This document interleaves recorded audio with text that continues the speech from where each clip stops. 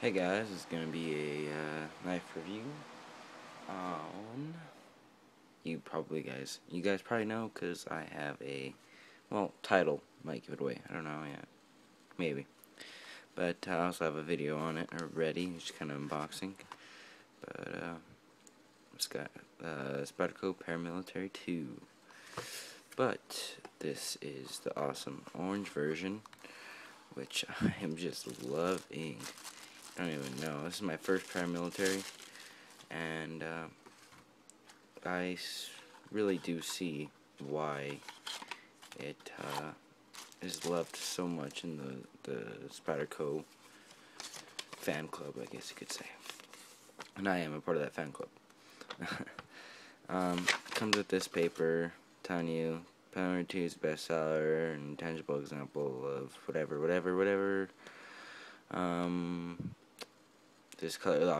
This cutlery shop is releasing I can't even read.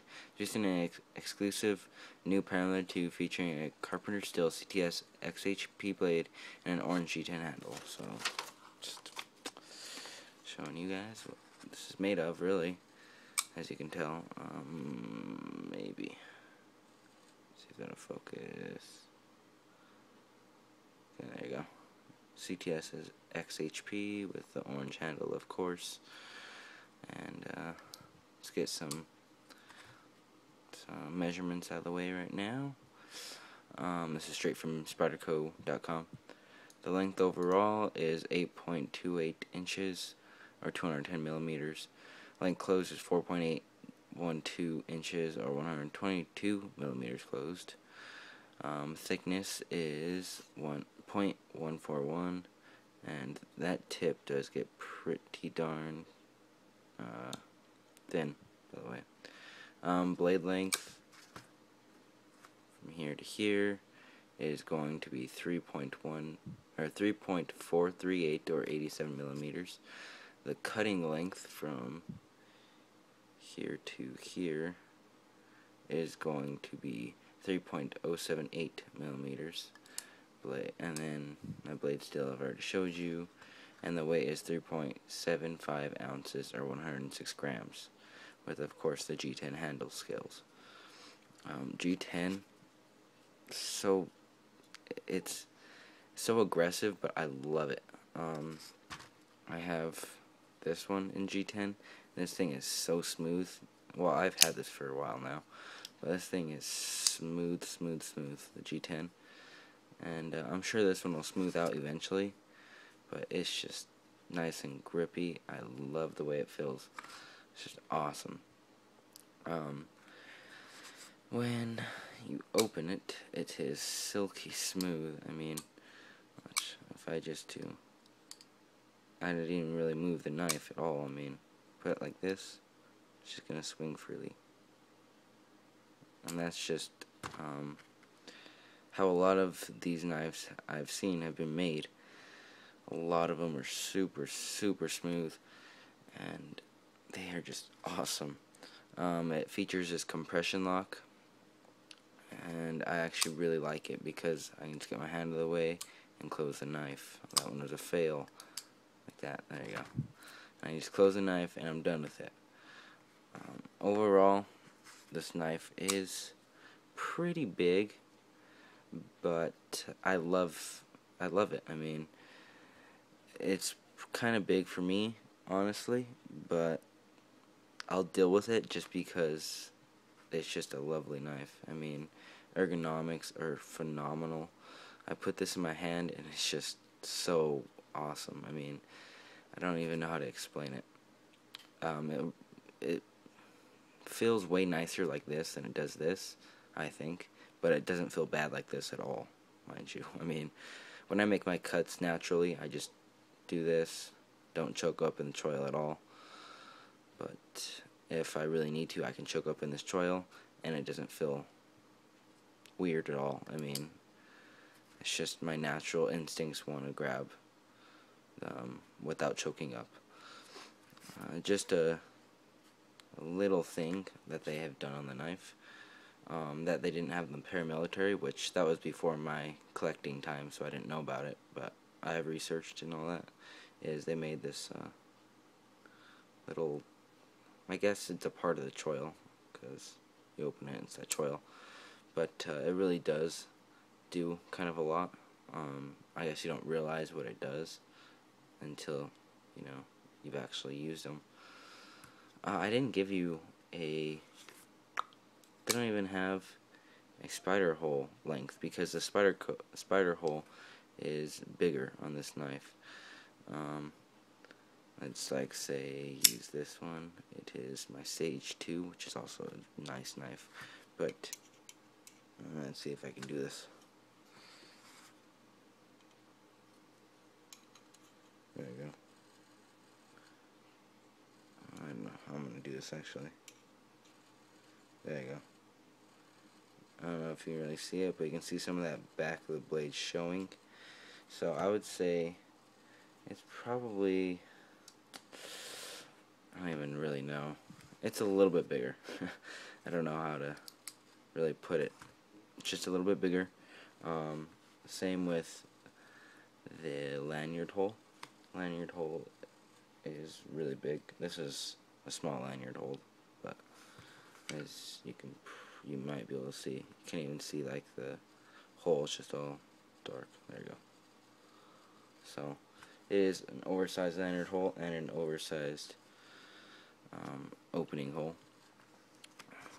Then of course it has that XHP steel, and so far it's been holding up really well. Really like it. I really like the color on the G10. I think it's, at first I was like, it's orange. I don't know if I like the orange that much, but then after a while I guess I got used to it, and I really like it. It kind of does draw attention just because it's orange, and it's kind of big, but I don't really mind. Then you have this pocket clip, which is nice. Pocket clip, very, very stable. You know, this thing's not coming off. With Torx screws. Zoom in on this. There you go. There's the Torx screws on both sides with a pivot. And I have not taken apart this knife, nor do I want to, because I do not want to mess it up. I've heard they're kind of hard to put back together, I guess. These are lined with skeletonized handles, I guess you could say. But liners, there you go. The liners are actually drilled into the G10. I don't know if you could see this that well, but let's see if I can zoom in and try to get this. But they're actually drilled into the liners, so it doesn't draw thickness to the knife, I guess, and I don't know if it makes the knife more stable or strong, but it's pretty cool that they drill them into the G10, I think. Then this compression lock, really nice lockup, you know, locks up pretty early.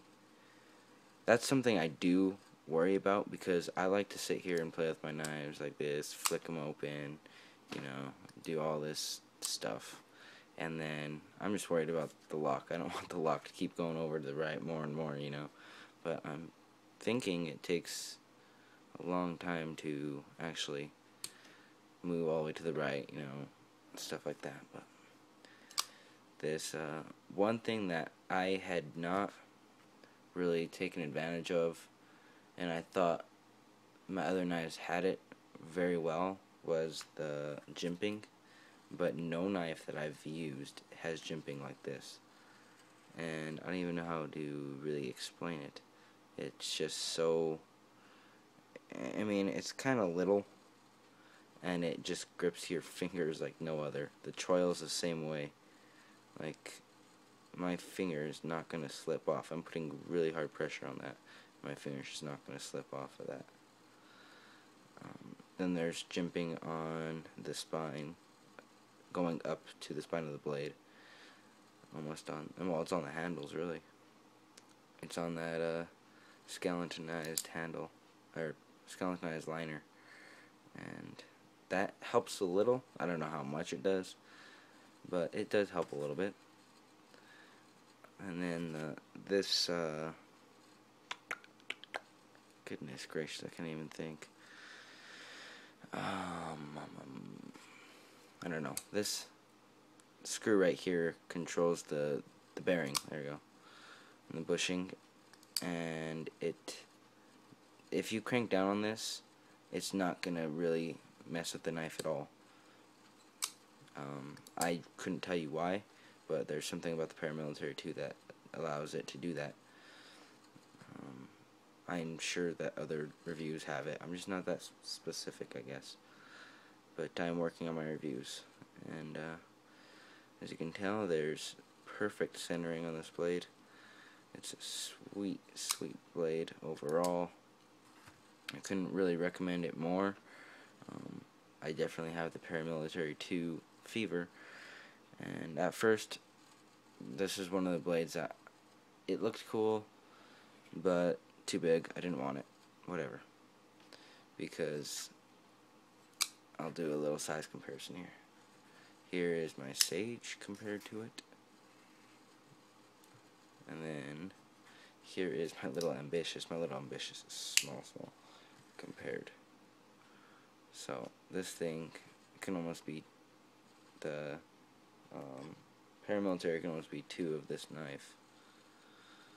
But it's just a really big knife, so I didn't think I'd like it that much, you know. And then I started using it. Well, this is how it goes. I'm jumping around, but I got this knife, right? And I was like, oh, this is a perfect size, you know. Nice knife, whatever. It was my first knife.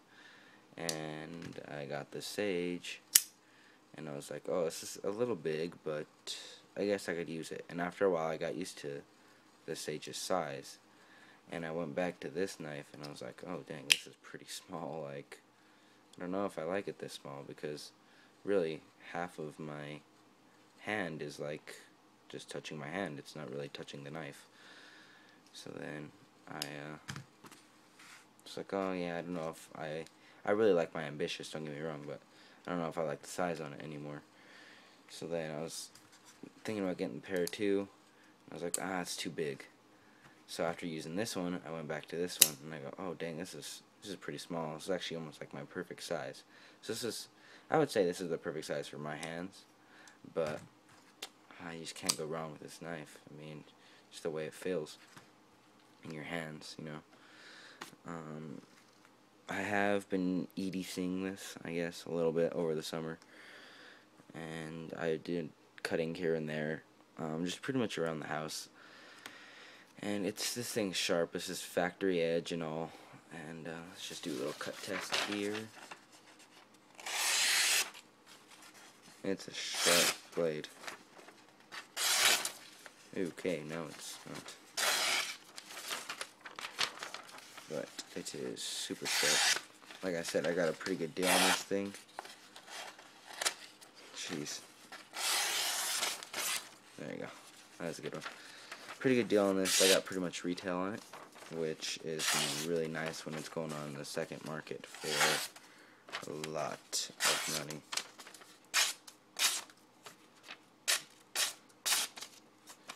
I don't really have any experience with this CTS-XHP steel other than this knife, of course, and so far I'm really liking it. Really, I would say the only rant that I have about this, well, besides the size thing, the only other rant I have about it, that isn't really a rant, but this tip is super, super pointy, and I would almost be afraid to break it. This is, I was talking about in my Sage video, that this was my baby. This thing's never going to be EDC'd, stuff like that. And now it's kind of my baby, just because it's my new knife. And I just wouldn't want that tip breaking. But I like it because it could really do some stabbing stuff, you know, like, see if I can get this. Like, that's barely any pressure. If I tried to do it with, like, my Sage, it's a little harder, you know. I had to put a little bit more pressure, and that was my Ambitious. Forget about it. It's like it's a lot more pressure because that blade just isn't pointy compared. So that's about it, guys. Like I said, overall, this knife's sweet, super smooth, awesome G10, awesome jimping. I might get another one just in like a camo satin finish. I don't know if I'm digging the black finish yet, but I'm sure if I had one I would be digging it. I might just get a plain G10 black satin finish one just to use, because I might want to keep this in my collection, keep it nice and keep it looking nice, so I could pass it on, you know, whatever I want to do with it, just so it's not being used that much, because it is a sprint one and it is a nice knife. So that'll conclude my review of this knife. I couldn't really brag about it more. I just love this knife, so definitely my favorite, and I probably don't even want to sharpen this one. This will probably stay factory edge for a long time.